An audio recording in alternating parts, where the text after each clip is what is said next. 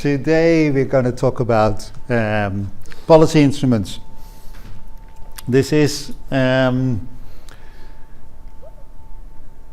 material that has been put together fairly recently. There's a lot of new stuff.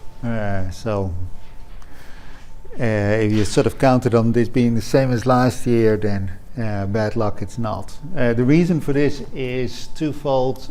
One, things keep moving. And second, in environmental we actually did a lot of policy instruments, and because lectures have gone to 2 hours rather than 1 hour, actually a lot of the material that I used to do in climate I actually did in environment already. So that explains why. In the beginning I will go very quickly through a lot of material that you've seen before, and then I'm going to talk extensively about tradable emission permits, because that's the instrument of choice at the moment for climate policy. Also talk a lot about clean development mechanism, which is tradable emission credits essentially, and then hopefully, but because this is the first time I haven't timed it, right, so I don't know where I'll end up. Hopefully at the end we'll have time to talk about instruments for technological change. So that is the plan. This is where we are. This is the final lecture of the block on emissions and emission reduction. So I'm going to go very quickly through what I've said last term. So direct regulation is the most common form of environmental regulation. It was highly successful in the past. It works if you have homogeneous technology, homogeneous use of that technology, and very substantial knowledge on the part of the regulator. And the reason for that is that because of reasons of practicality as well as reasons of legality, direct regulation is essentially one size fits all. And that is perfectly fine if indeed everybody is the same size, right? Then you can come up with a regulation that fits everybody, that makes sense as well. Of course, you can always come up with a regulation that applies to everyone, but in order for it to make sense, you need either variation or that one size does need to fit all. There's all sorts of types of direct regulation. Of course, you would want to regulate on the outputs, the waste products, the stuff that goes into the atmosphere, but oftentimes you regulate on the input, what goes into the production process or into consumption, or you can regulate how certain inputs are used. But of course, then you're at one remove from what you're really interested in, and that increases the inefficiency. And of course, you can also directly regulate on the timing or the location, or we'll come back to that in week 10, or 11. You can outright prohibit certain substances. Of course, that won't go for carbon dioxide, right, because it's too central to our economy. But some of the industrial gases that are also greenhouse gases, some of the replacements for the CFCs, are at the moment being prohibited. You simply say you can't use these things anymore, which works for niche applications if there is a good substitute, right?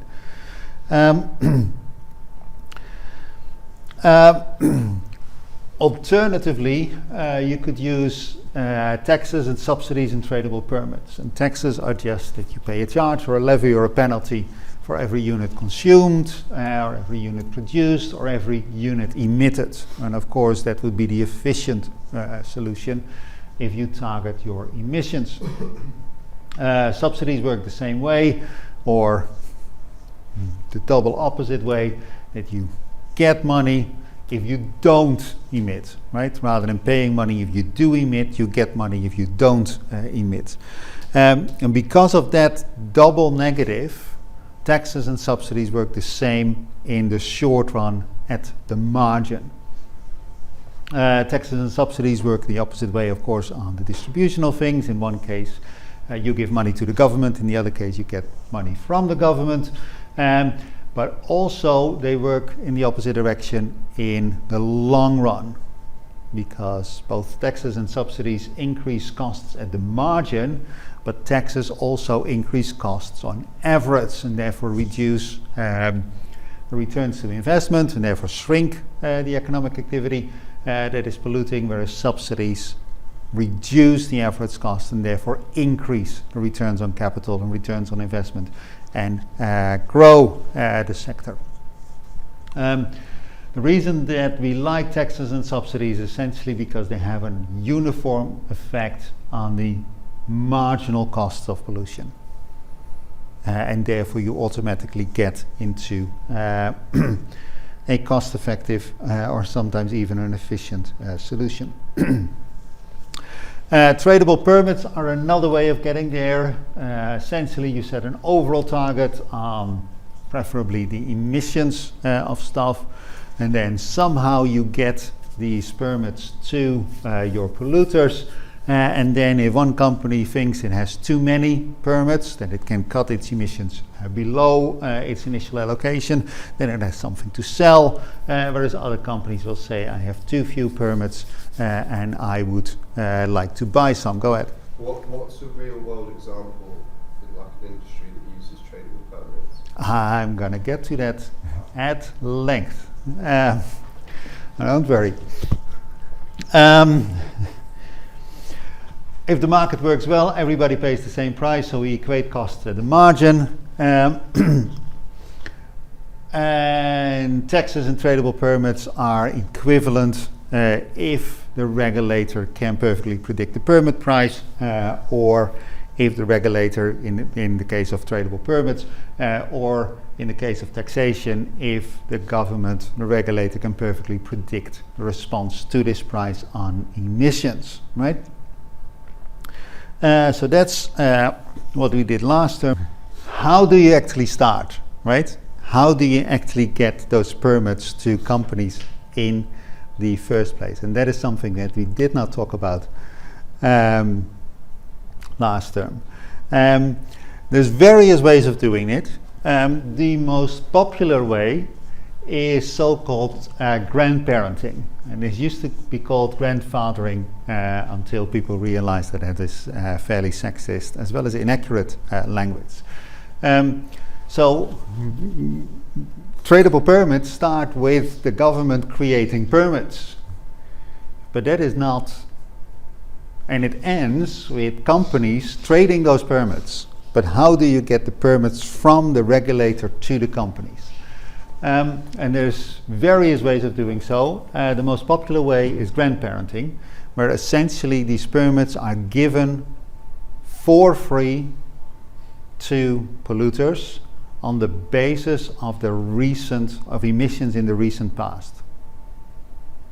So if in the year 2020 120 million tons of CO2 were emitted, and the allocation for the year 2022 is 100 million tons, then essentially you're going to give every company 80% of what they emitted in the year 2020. Okay. Yeah? So is it like an emissions pie, and like each company Yes. gets their annual slice? Yes. That's how grandparenting works. And it's used to be called grandfathering for two reasons. One, prezzies were given. Essentially, you get an allocation for free. And second, it is based on the past. It looks to the past, right? That's why people called it grandfathering, and then they realized that grandmothers are just as bad as these things as and maybe worse than grandfathers are, right? So now we prefer to call it grandparenting. The reason that it's so popular is it's because it's politically easy. Essentially, you confirm the status quo.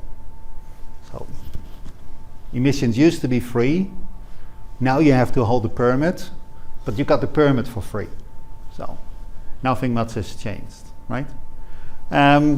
That's why politicians as well as companies like this idea.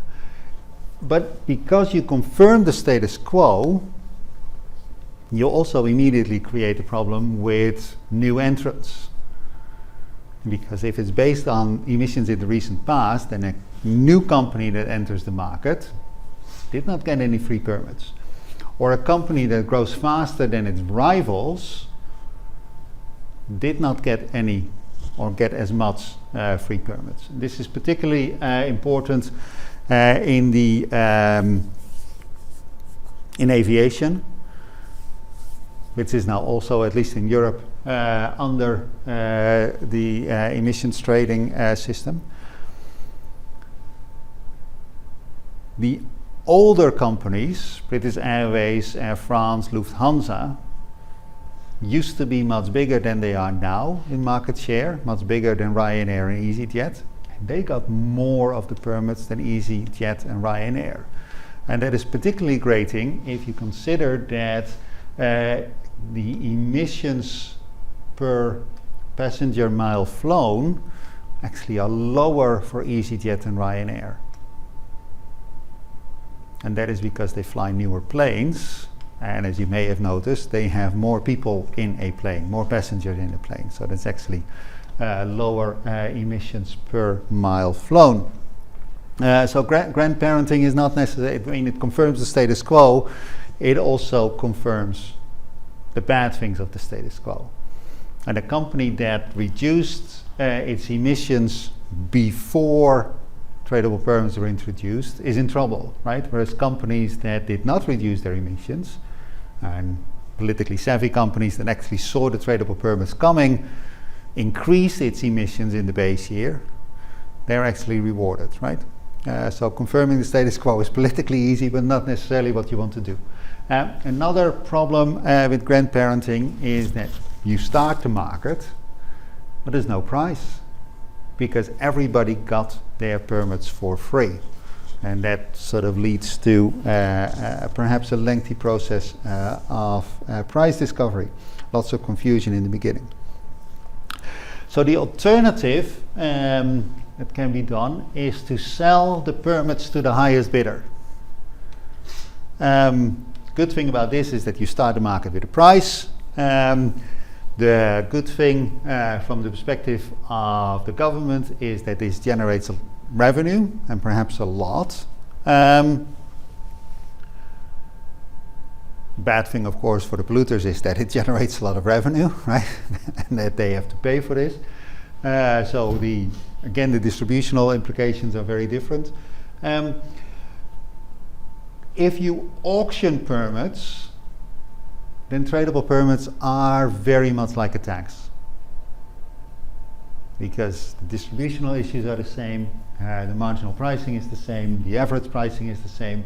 The only real difference is that a tax typically is fixed for a year, sometimes for longer, whereas the price of permits goes up and down, right? So you have an issue with price variability in cap and trade that you don't have with a tax. Go ahead. What type of auction do they normally do for permits selling? I have never delved into that, so I don't know. I think it's a standard English auction, as far as I know.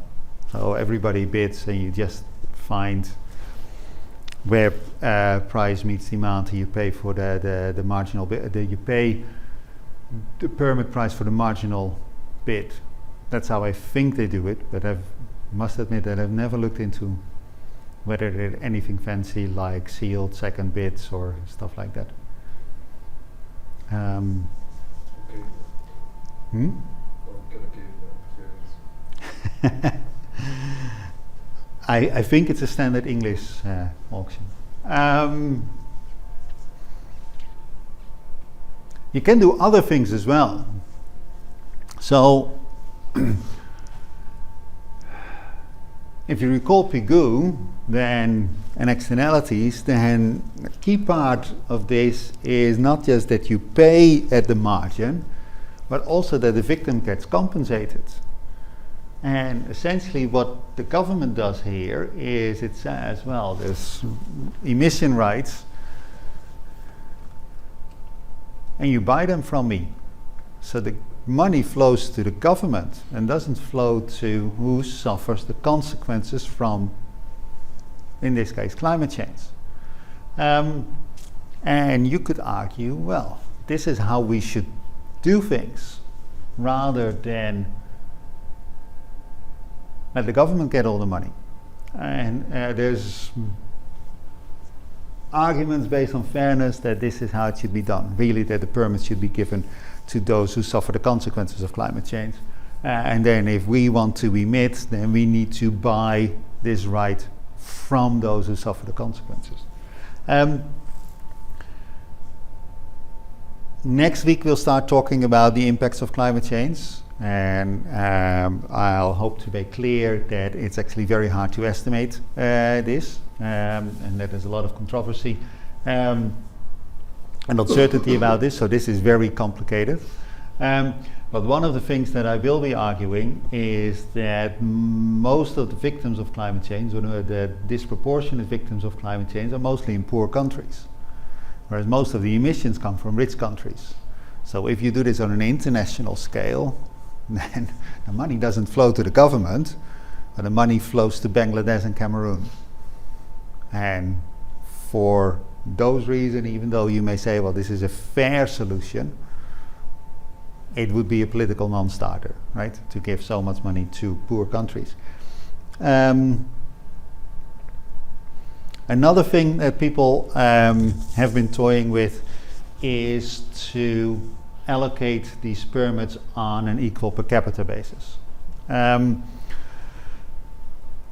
this was almost done in California when they introduced their tradable permits for CO2.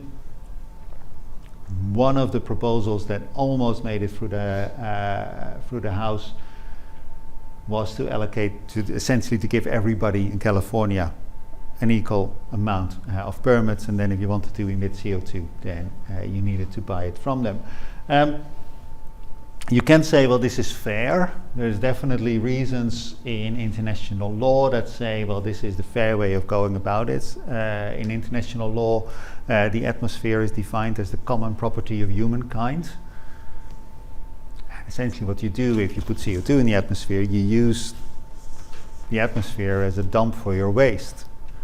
And that infringes on your property, the atmosphere. It's ours, it's not the government's, it's not companies, right? Essentially what you do here is you give the right to pollute the atmosphere to companies for free, right? That is what grandparenting does. Auctioning, you say, well, it's the government who owns this. You say, well, it's the people who own it, right? And if you want to do that, you need to get it to the people. Some people would say this is fair. Other people would say, well, perhaps not, because if you look at people in Spain, where distances are relatively short, winters are mild, you don't need a lot of energy to make it through the year, whereas if you live in Norway, where it's cold and distances are large, you do need a lot of energy to make it through the year.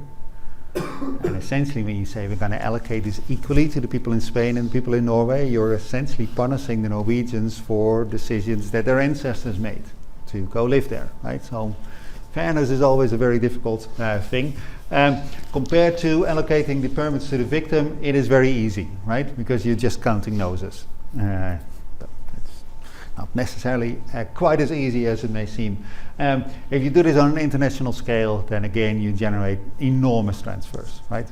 If you do it on a national scale, you also generate transfers, but the transfers would go to the poor people. And then you may argue that it's a good idea. Max? Why did it only almost happen in California? Politics.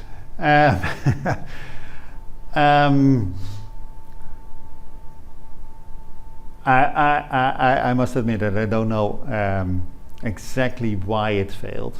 It may be that lobbyists intervened and said, we're going to make poor people rich. We don't want that. There's of course a large amount of illegal people, if that's the right word, in California, undocumented people. That makes it difficult.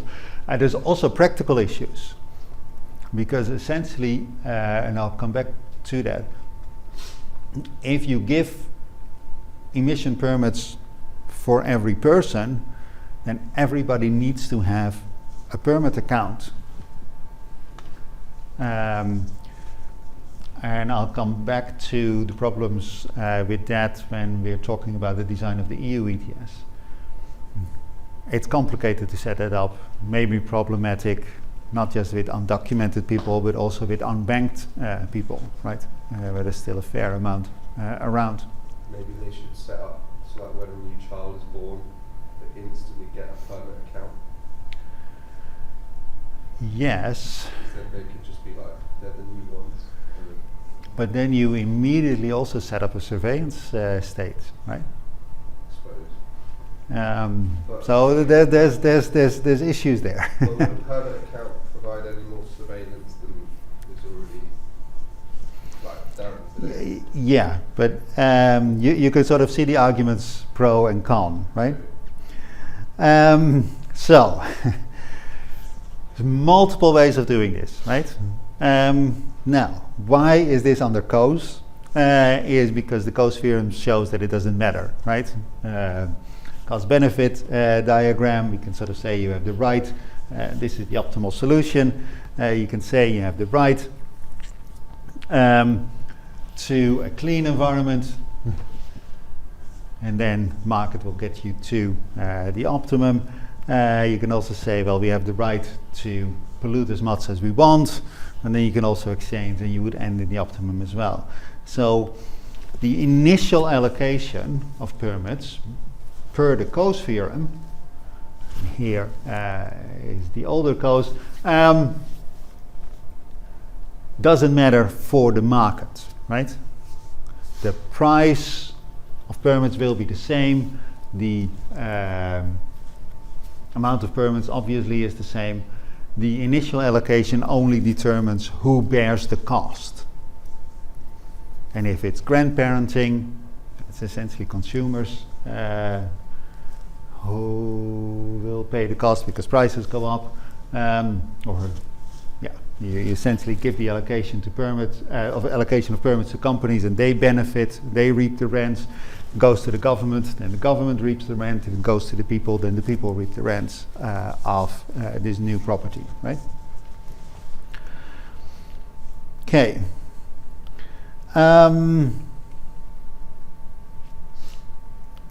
Let's return to our recap. Last term I showed the conditions for cost effectiveness, that if you want to cut emissions at the lowest possible cost, then the first order condition, if you solve the optimization problem, is that the costs at the margin for every polluter N equals the shadow price, and we talked about that on Friday, of the constraint. But because it's a shared constraint, there's a cap on the emissions of total society rather than individual people. The shadow price does not have a subscript. That's the same for everybody. So the first order condition for cost effectiveness, meeting your target at the lowest possible cost, is that costs are equated at the margin, and it's simply arbitrage position. Now I also showed this. If you have a system of taxation where the cost function is adjusted by a linear term, the tax that you pay times the emissions that you have, then the first order condition for cost minimization is that your marginal costs are equal to your tax. And if everybody pays the same tax, then you automatically guarantee cost effectiveness. You automatically satisfy the Bonn-Wall condition. Similarly for subsidies, if everybody gets the same subsidy, and similarly for tradable permits, if everybody pays the same price, right?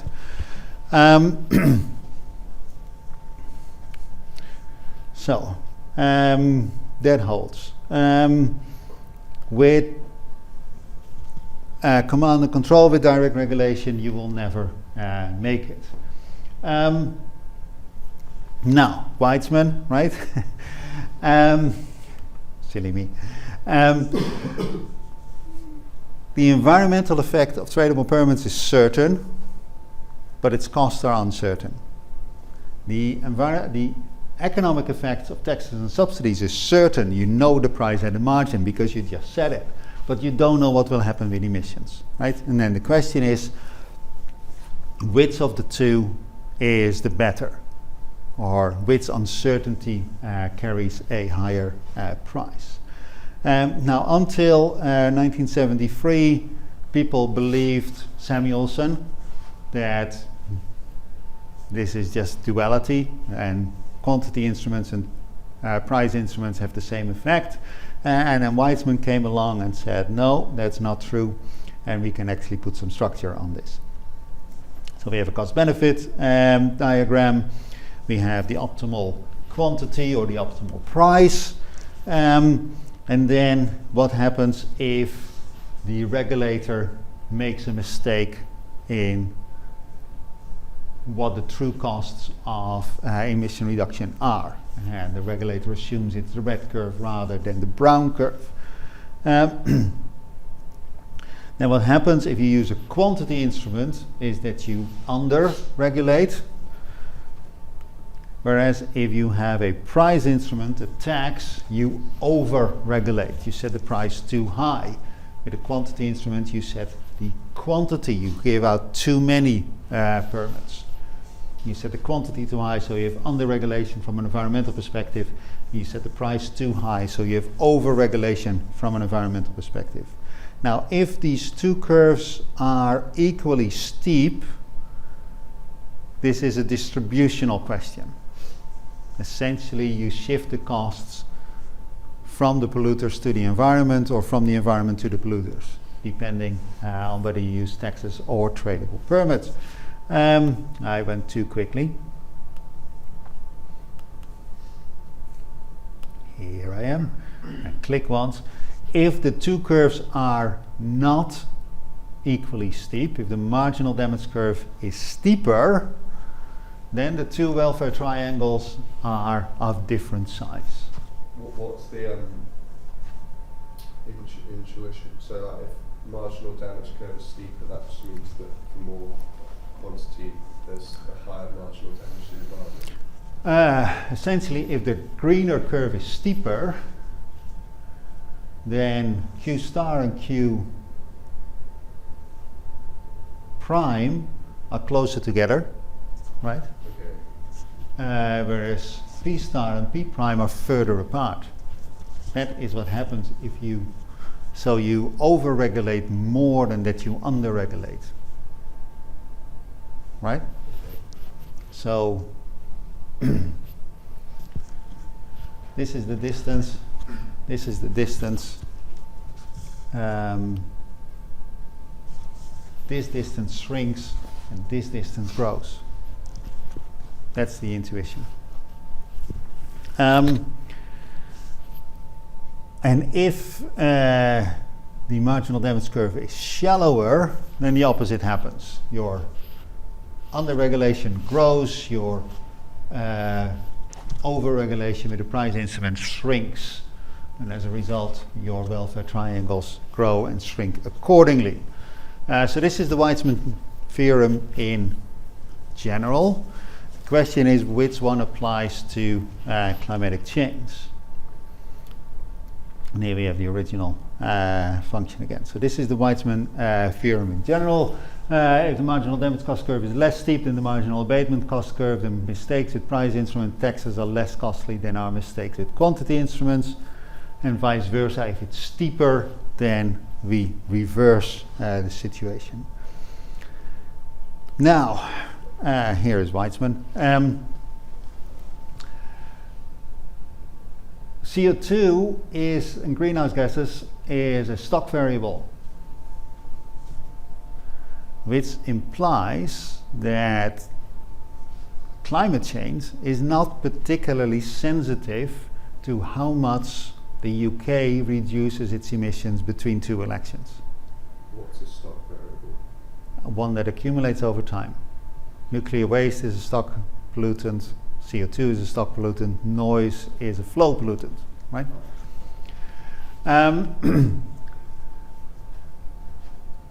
So it doesn't really matter what the UK, and also so what matters to the climate is how CO2 accumulates over time, over decades and centuries. but also it's a global problem. What matters for the climate is the sum total of emissions, not how much the UK emits. So if the UK sets a slightly wrong target between 2022 and 2030, or between 2022 and 2025, and the next elections are scheduled to be, it doesn't really matter for the climate. And because it doesn't really matter for the climate, it also doesn't really matter for the damages done by climate change. Whereas, of course, if we set our targets very stringently, too stringent, then it does matter for the UK economy. So we're in this situation, right? That the quantity of our emissions over the next few years hardly affects the marginal damage cost curve. So this one is flat, actually it's very flat. But our marginal cost curve is not flat at all, because if our target is 5% emission reduction or 10% emission reduction, that actually matters quite a bit for the costs, right? So we're in this situation where the under-regulation or the wrong regulation with quantity instruments is much more severe than the misregulation with price instruments. So for the case of climate, you should use taxes rather than tradable permits. I built an app in R where you can actually play around with this. If you want to redo the intuition, the link is on Canvas.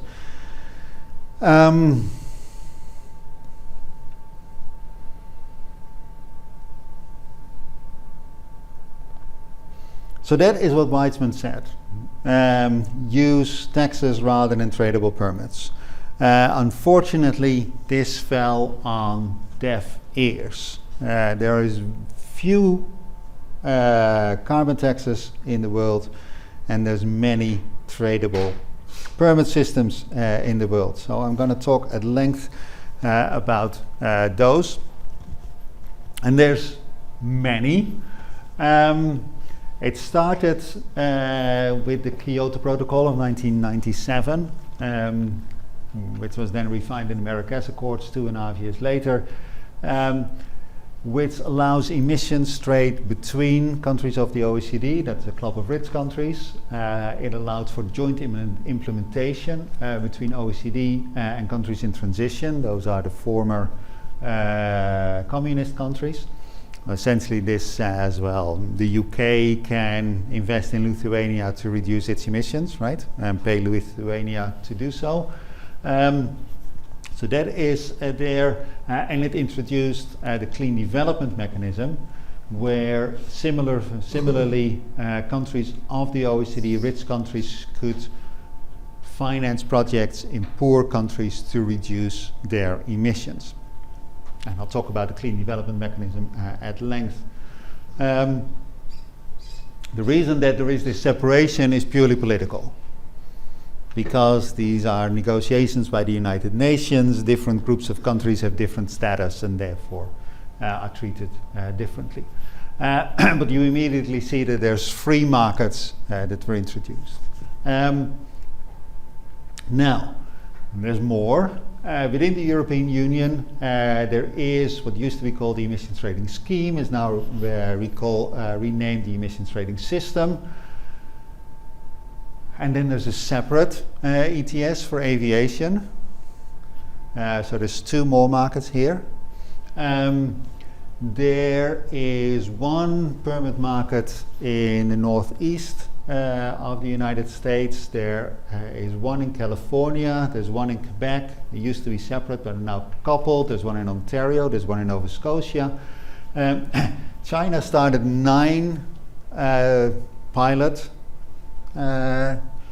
permit markets, and then it united them to one, but the 9 are still going. I'm a bit surprised by that. So there's 10 in China. There's one in New Zealand, there's one in South Korea, there's one in Switzerland since the 1st of January last year. There's one in the United Kingdom, I'll talk about that. And according to some sources, there's one in Kazakhstan as well.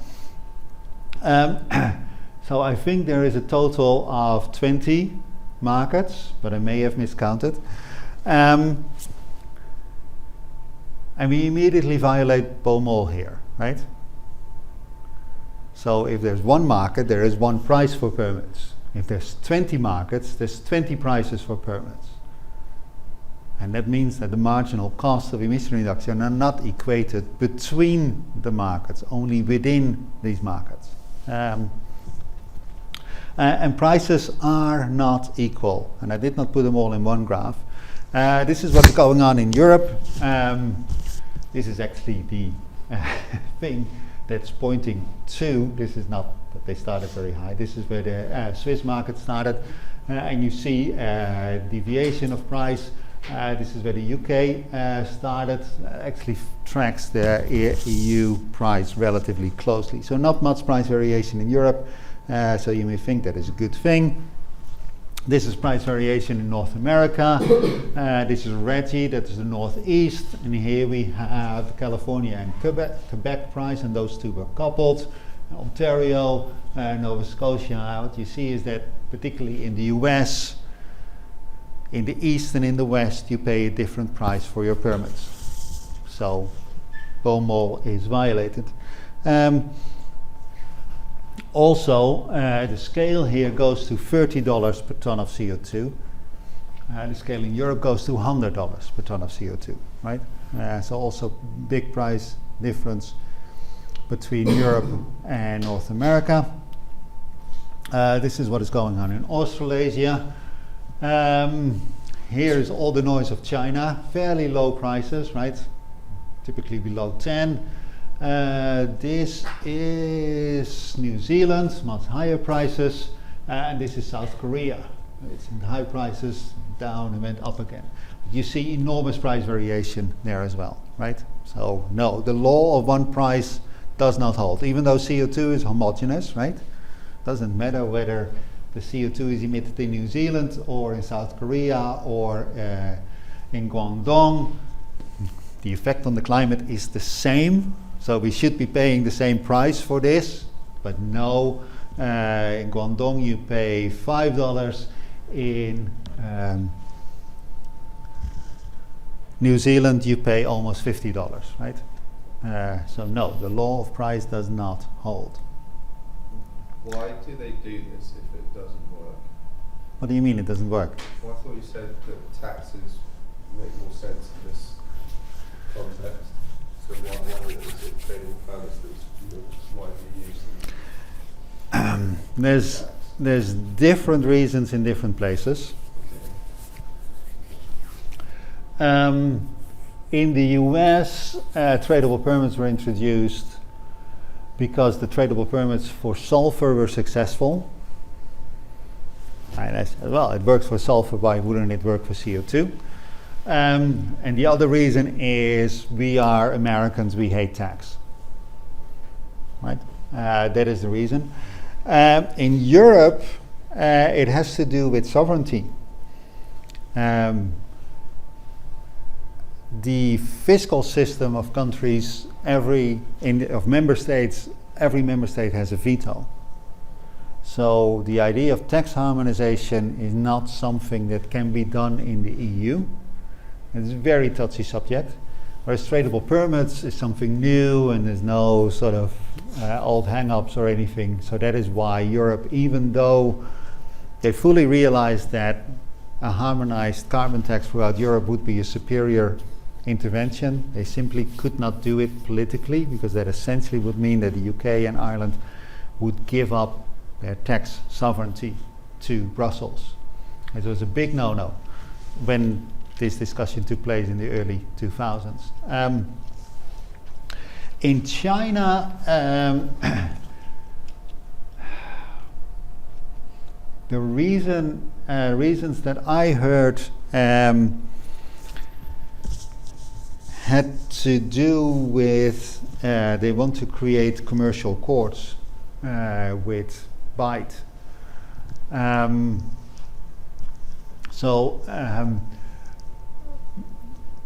Permits are essentially their property of companies, right? So if companies then start trading these things with each other, you also create potential conflict and potential fraud, and that means that you need to have a robust legal system to sort that out. Whereas if you don't pay your taxes, it's a conflict between you and the taxman, right? And China has a pretty robust system for dealing with that, very robust. It's actually maybe a capital offense, right, if you don't pay your taxes in China, depending on how egregious you don't do it. So they have a pretty robust system for dealing with tax fraud, but their commercial courts are underdeveloped. So they thought if we introduce an additional property right into the Chinese market, then this will stimulate our court system. So that was one of the reasons that they went with this. Another reason that they went with this is when REGI was created, that's the US Northeast, other people looked at this and said, well, if they have a system of tradable permits, if we have a system of tradable permits, we can couple these systems and create an international trading system. And that is a reason to start this, because tax harmonization is again very difficult. It's impossible within the EU, let alone that we harmonize our taxes with the United States or with China, right? No, we're not going to talk about that even, right? That is another reason that if different jurisdictions create their own markets for tradable markets for emission permits, then they can be coupled and create an international system, and then we have on an international level we meet the Baumol criterion that marginal costs are equalized. But this has proved to be elusive. You may say, well, why not, right? And long distance trade is older than the nation state, right? This seems to be a natural thing of humans to do. There's even papers out there that suggest that trade is what distinguished Homo sapiens from Homo neanderthalis, right? And the reason that the Neanderthals got extinct and we won over is because we knew how to trade and they did not. So this is something that humans do, right? And why would there not be international trade in permits? Well, one thing is that permits are not goods, right? A permit is not a barrel of oil. If you trade it, you have a barrel of oil, right? If you buy it, then you have a barrel of oil. A permit is a government license. And nothing more. It's a piece of paper, or more likely some code that sits in your computer. So for international trade to take place, what you need is that if you buy a permit from, say, an Italian company in the UK, then the UK government needs to say, well, those Italian permits are fine, right? And vice versa, the Italians, or rather the European Union, will need to say, well, UK permits are fine, right? So you need an explicit recognition by the governments, a mutual agreement that they recognize each other's permits for trade to take place. And that is where things break down. One issue is just heterogeneity in permits. CO2 is CO2. We actually don't measure CO2.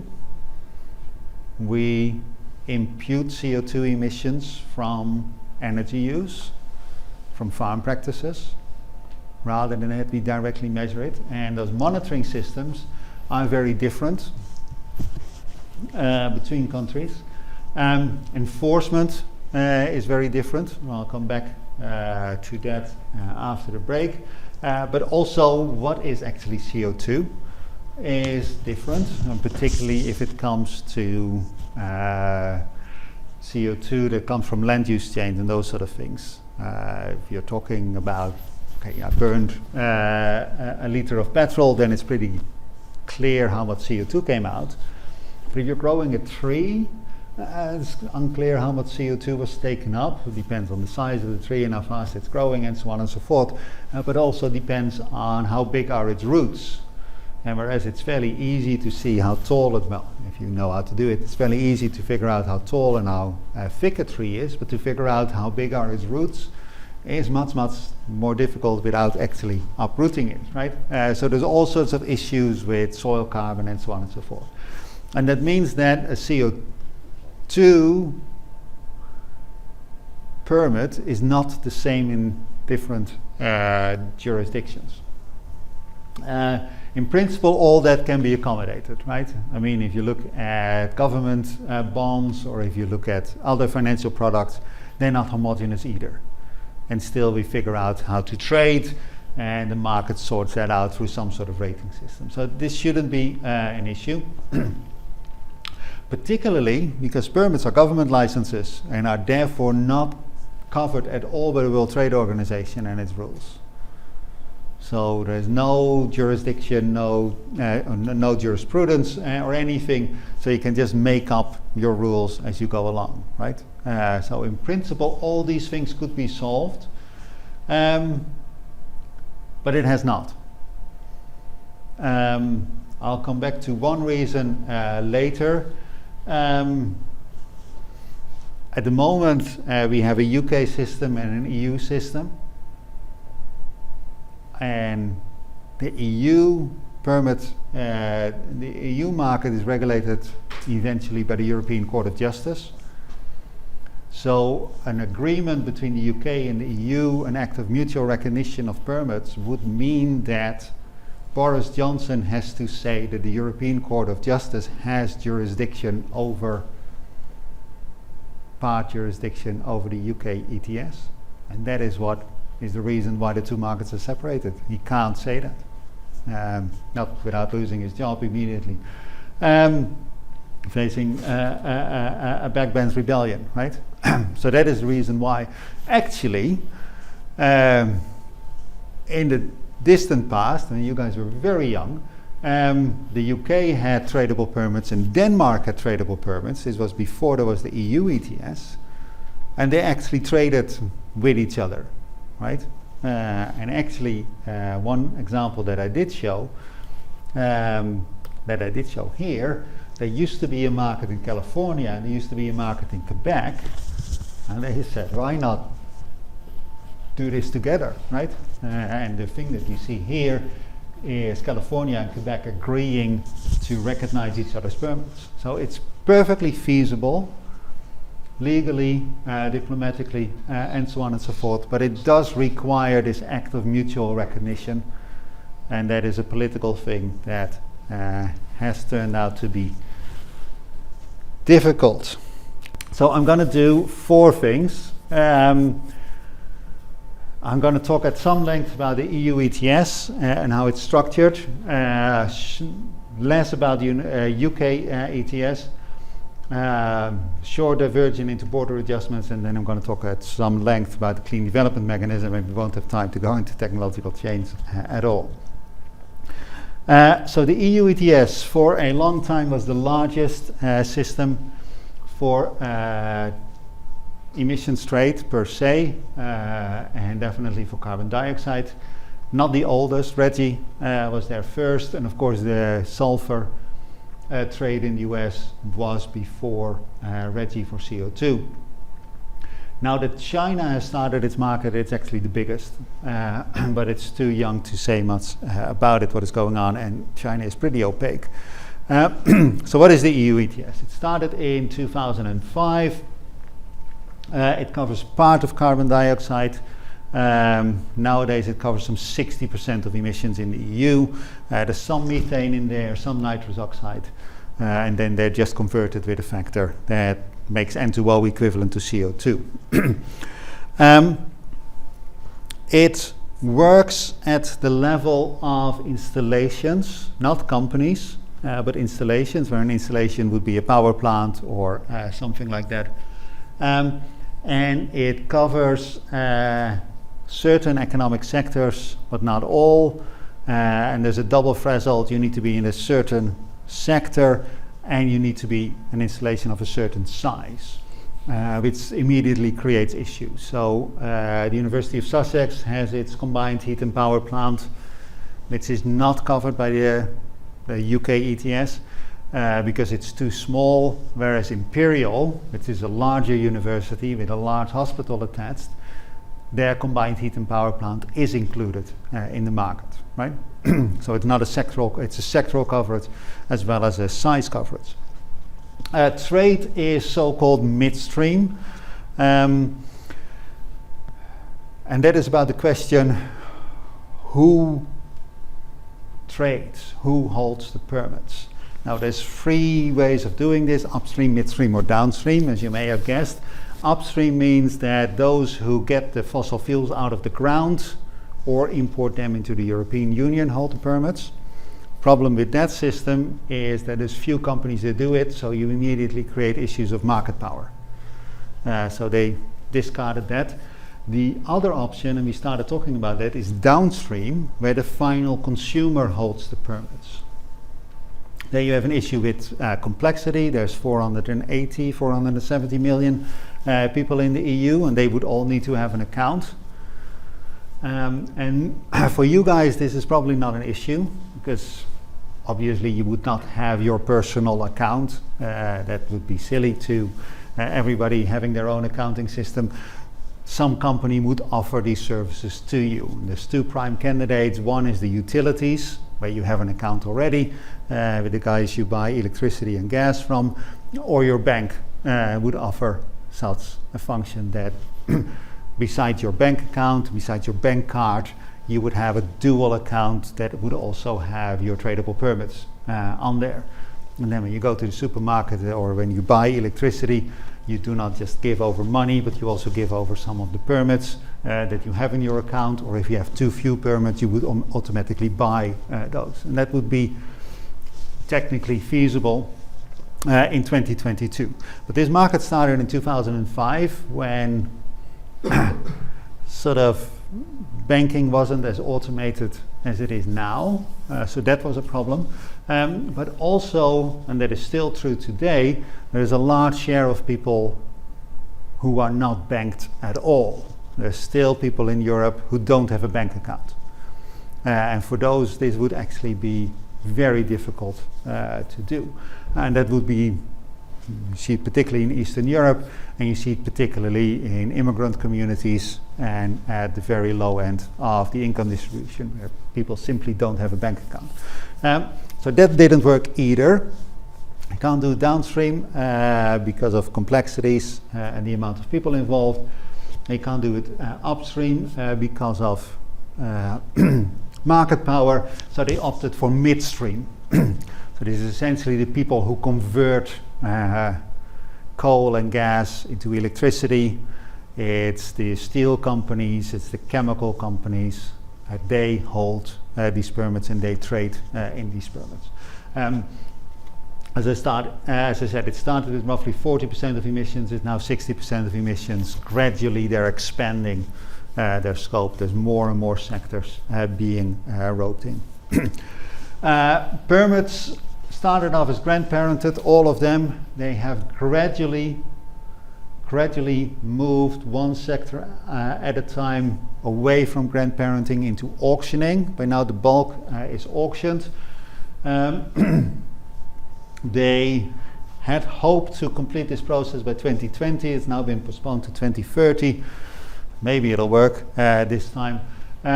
This grandparenting of permits is an enormous capital subsidy, right? I'll show you prices in a second. These permits are worth quite a lot.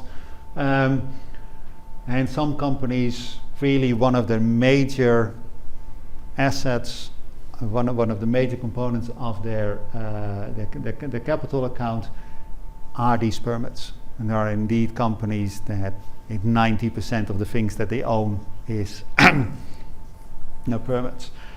This created all sorts of distortions in the market, in the capital market.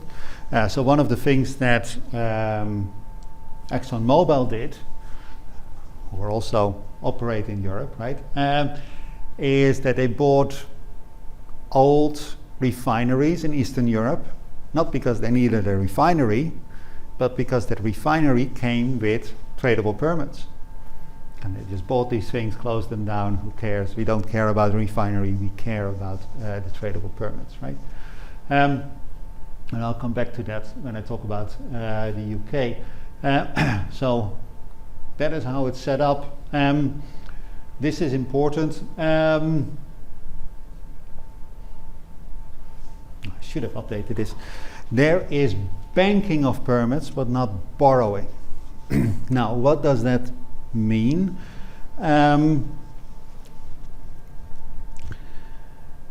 Essentially, you would want this market not just, you do not just want to satisfy the Baumol condition at any point in time, but you also want to do it over time. You would want to allow arbitrage over time.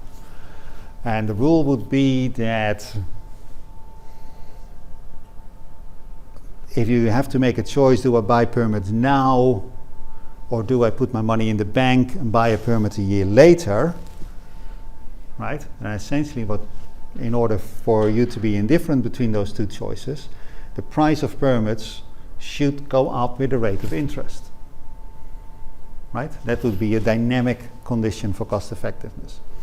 And ideally, you would want full banking and borrowing, that those permits are just fungible over time. They have not done that. They have it one way. So a permit is a permit to emit CO2 in the year a permit that was auctioned this year is a permit to emit CO2 in the year 2022 or after. So you can save your permit and use it for emissions in 2024 or in 2037. So there's banking of permits. There's no borrowing. You can't go to the and what happens is that every March or April you go to the regulator and say, I've emitted 10 million tons of CO2.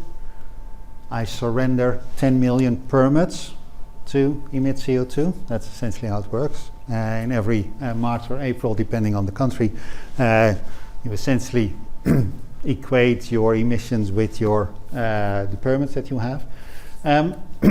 So you can keep your permits for later, but you can't say, I've emitted 10 million tons of CO2 last year and I promise to buy permits to do so next year. No, that's not happening, right? So no borrowing, and that of course is to do with enforcement, right? Companies would just build up large promises. Go ahead. So when you bank permits, so say I bought a permit in 2020 for like 20 million tons or whatever that year. If I banked it and wait till it was 2025, and would my permit then adjust to the amount of emissions at that point, or would it maintain? No, it would be a permit to emit 1 ton of CO2. Oh, okay. Within the budget periods, which is 2008 to 2012, 2013 to 2020, 2021 to 2030, there's full banking and borrowing. Within a limited period, you can use permits from later. So if you need to surrender your permits in April 2022, then you can buy permits, auction permits that are dated 2022. That is absolutely no problem, right? The reason for this flexibility has to do with natural variability in emissions. So emissions are mostly driven by energy. Energy use goes up and down with the weather, for instance, or if you have to fight a small war or a large war. And what you can't have is that your total cap on emissions is tied to the total, that is tied to the permits for that particular year. because it may happen that you have a warm summer with lots of air conditioning, and then you have a cold November with lots of heating, and then 3 days before Christmas you've run out of permits. And then if you run out of permits, then essentially you need to stop energy use. So Boris Johnson would need to put his head on telly and say, sorry guys, Christmas is cancelled, we're going to reopen in the new year, right? That is not going to happen, so you need to have that flexibility. And if you then smooth things out over a 5 or a 10-year period, then that variability in the weather and other circumstances essentially evens out, and it's much easier. Another escape route is here. If you emit more than you are permitted to, you pay a fine. And this is just a civil fine, it's no criminal consequences or anything. You would not want to do so because the fines are in the order of €1,000 per ton of CO2. But those fines, of course, then also put a price cap on your emissions. So that is how the EU ETS works in a nutshell. Here we see the prices. So the fine that I gave you was 1,000, right? Here we go up to 90. This is the end of last year. I haven't added January to the graph yet. You see fairly substantial price variation over time. Market started with a bang.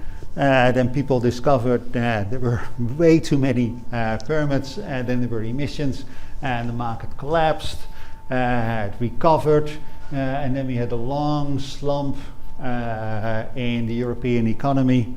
There were just way too many permits. Essentially, they had budgeted the permits on the assumption that the economy would grow as fast as the politicians had promised it would. It did not. It grew quite a bit slower, and as a result we had a long price slump. But now, as market has been reformed, the amount of permits has been reduced, and the European economy is growing again, and we've seen prices go up fairly steeply, and they've actually crossed 100 last week, the week before. What was the reason for the steep growth? COVID?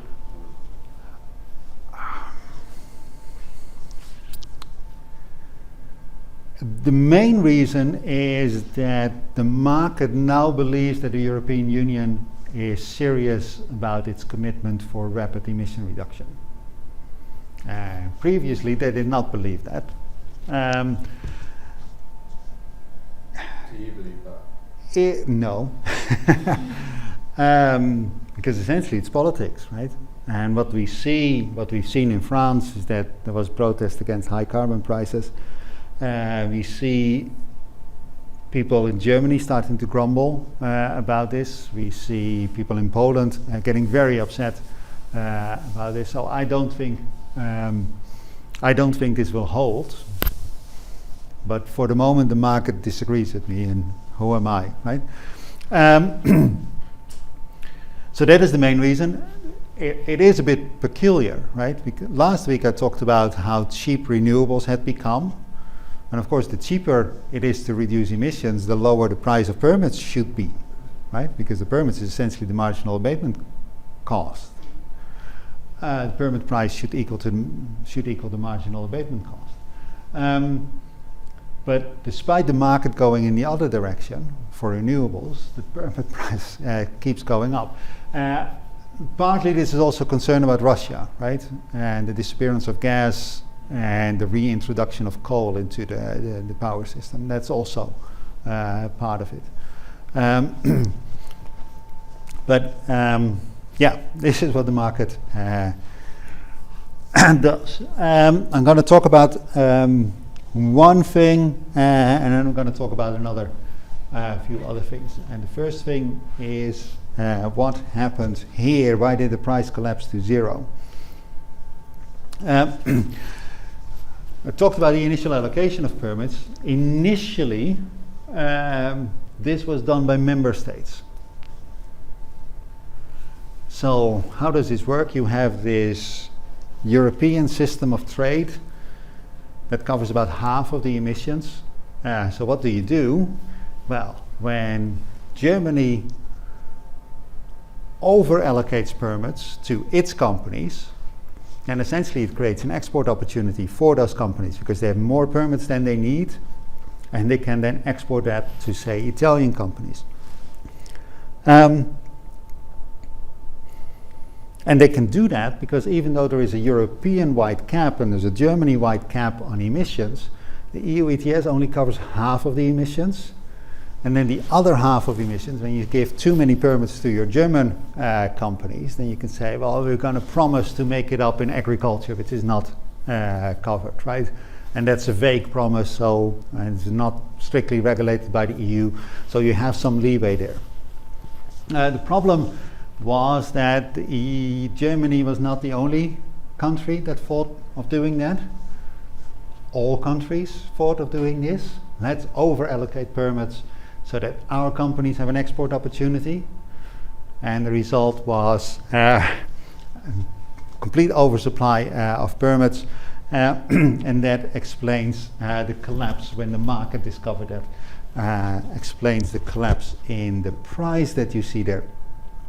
As a result, the European Commission is now in charge of the initial allocation of permits to the displeasure of particularly the Polish government.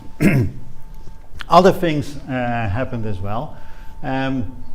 These permits are not physical, they're not pieces of paper, they're electronic.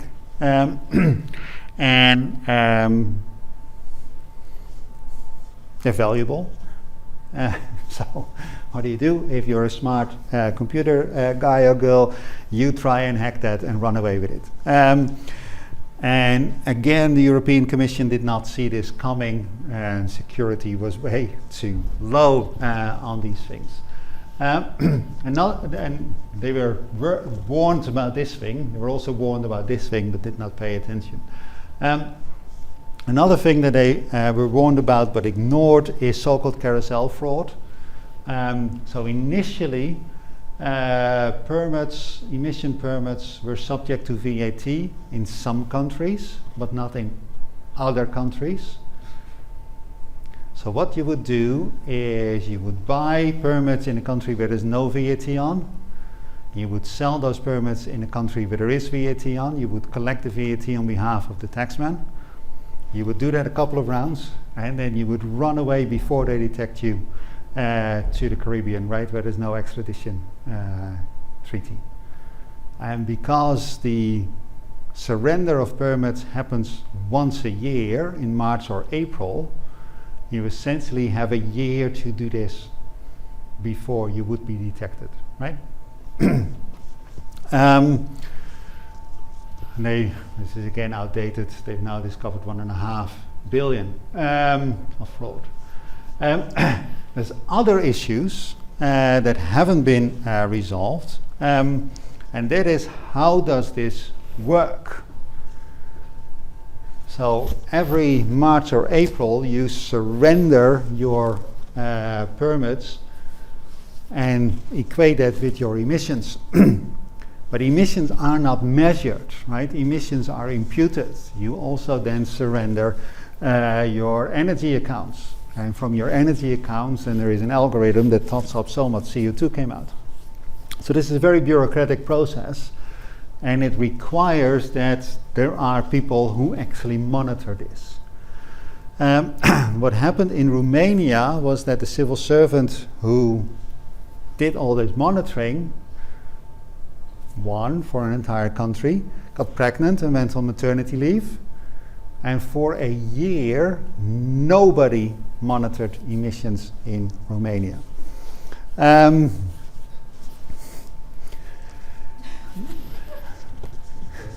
were similar issues, not to do with pregnancy and maternity, in, I think it was Lithuania, I'm not sure, and in Bulgaria. These are issues, right? And what we've seen recently with the water companies in the UK, it's not just Eastern European countries that do this sort of stuff, right? So this is an issue. The biggest issue perhaps is not just the monitoring but also the enforcement. So there are two, God damn it, there's two systems of liability. There's buyer beware and seller beware liability. Buyer beware is if you go to the supermarket and you buy oranges. As soon as you've paid for those oranges, and you walk out of the supermarket and you discover that they're all rotten, that is your problem, right? You bought them, you paid for them, that's it. And that is why you should inspect food before you buy it. There's also seller beware, and that is when you buy a second-hand car. You buy a second-hand car, you pay for it, it's yours. If you take it to another garage and have it checked and they discover that there were certain faults in the car that were hidden from you by the seller, then if you do so within 4 weeks, you can take your car back, right?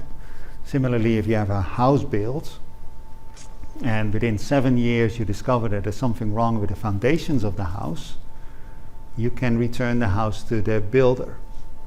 Right? And this goes back to Akerlof and asymmetric information, right? Buyer beware, seller beware. Emission permits are seller beware, not buyer beware. Which means that if an Italian company sells all its permits to a German company, and the German company then discovers that the Italian company did not reduce its emissions, and the German company reports this to the German authority and said, I, in good faith, bought fraudulent permits, then the German company is off the hook. The German authorities then call the Italian authorities and say, one of your companies did something bad. And the Italian authorities will say, thank you very much for this information, hang up the phone and go back to sleep, right? Now, why do I pick Italy? Italy for a long time had a convicted fraudster as its prime minister.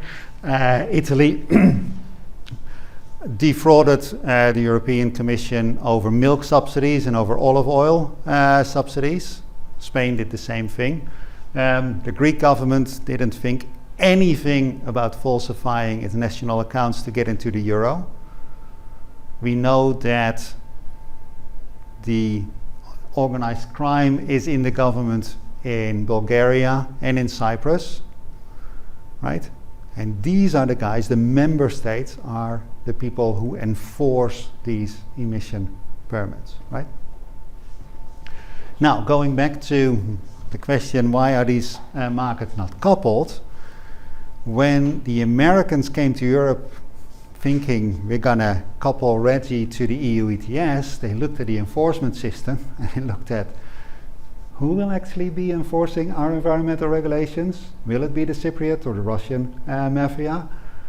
No, we're gonna walk out, right? So this is one of the reasons why the EU ETS is standing on its own. I'm almost out of time. I'm gonna do these two things quickly. The UK ETS started last year, 1st of January. It was not necessary to create a UK ETS. Iceland, Liechtenstein, Norway are not in the EU, but they are in the EU ETS, right? So there's no reason for them to have stayed out, but they choose to.